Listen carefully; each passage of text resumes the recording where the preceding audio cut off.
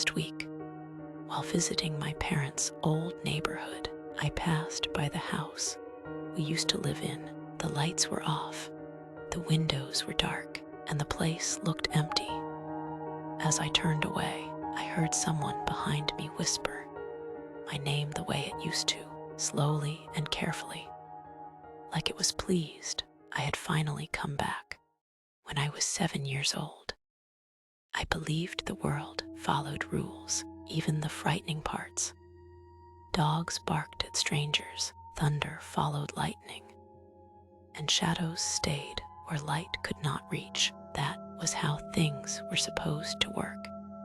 My name is Anya, and I was a quiet child, not shy in the way adults usually mean, but observant. The kind who noticed patterns before people noticed me. I could sit for hours on the floor of my room, lining up crayons by shade, memorizing which floorboard creaked outside my door, and listening closely to the sounds our house made after everyone else had gone to sleep. My parents said I had a strong imagination. They told me children like me often filled silence with stories when there was nothing there. I accepted that explanation for a long time because I trusted them. We lived in a narrow house at the edge of town, close enough to the woods that the trees felt like neighbors. Every night followed the same routine, without exception. Dinner came first, then cartoons, then a bath, and finally story time.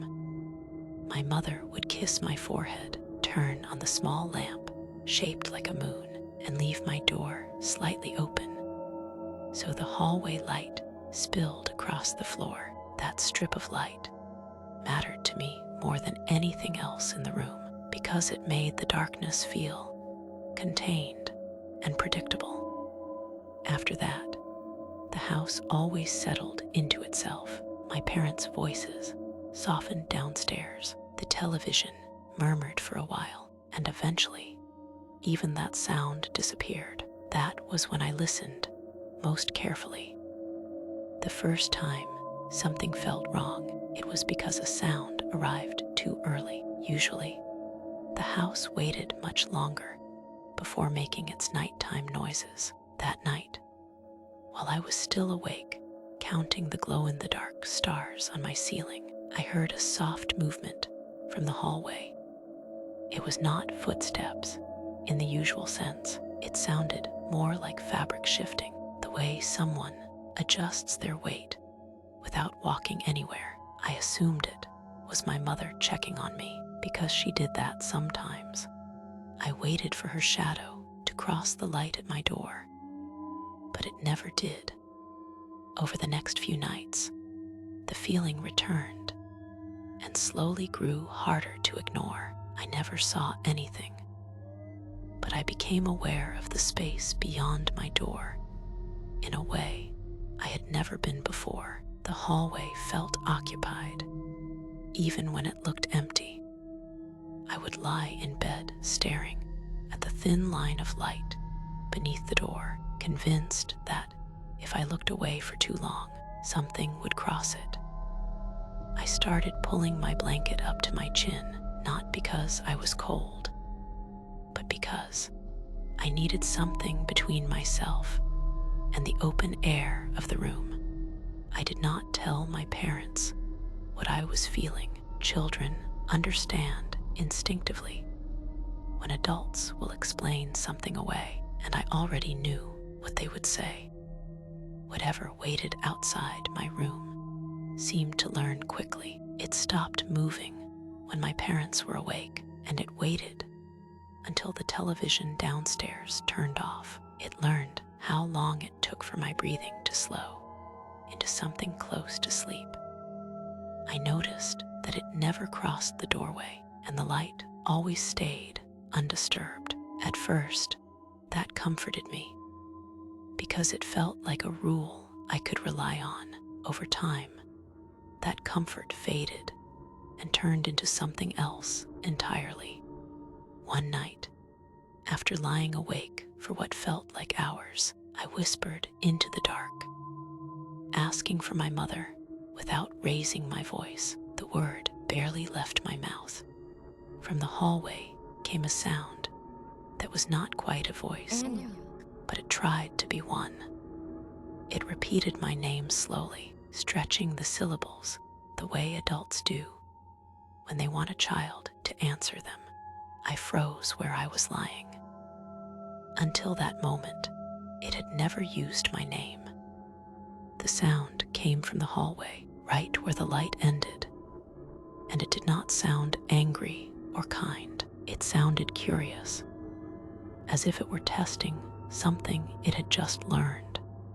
I squeezed my eyes shut and pretended to sleep the same way I did during thunderstorms. I counted my breaths and waited, hoping the sound would leave. Eventually, it did. The next morning, I told my mother I had a bad dream. She smiled, brushed my hair, and promised it would pass with time. I wanted to believe her.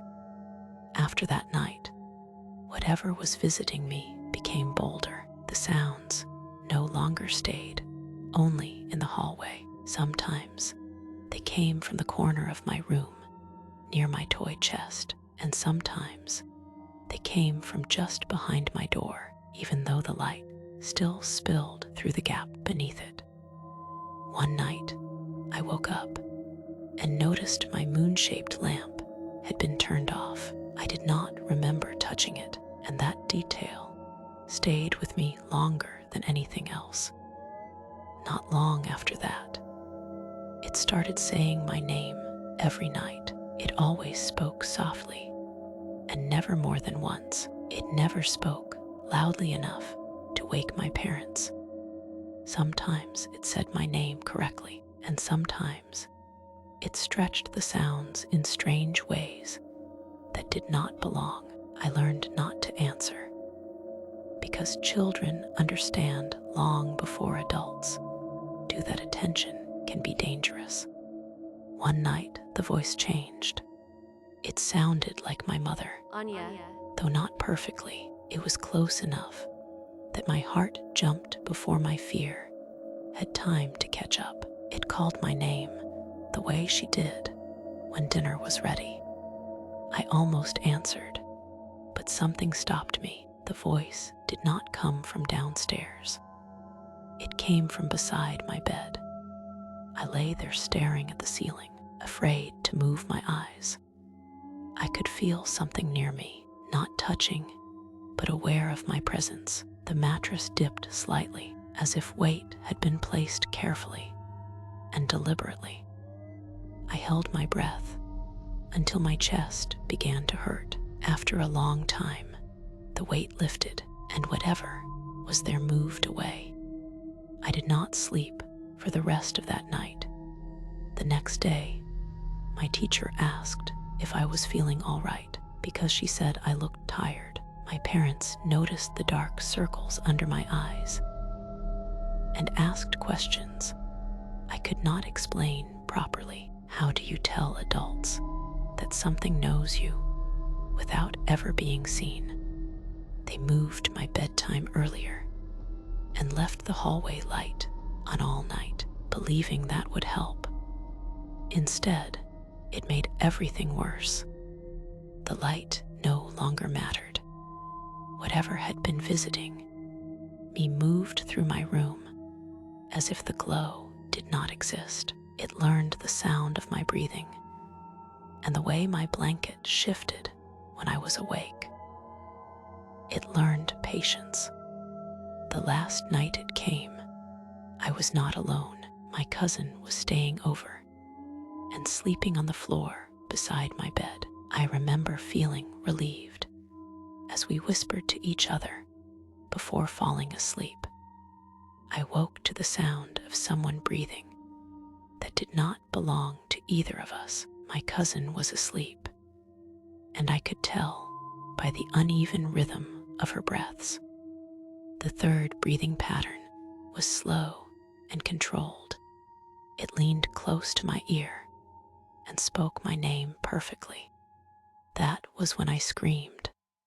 The adults rushed in, lights snapped on, and questions followed one after another. They searched the house, but they never found anything. We moved a month later. I am grown now, and I still sleep with a light on. I still wake up sometimes with the certainty that something is listening from just beyond my awareness. I have never heard that voice again, but sometimes when I am close to sleep, I feel the mattress dip slightly, as if something is reminding me that it remembers where I started.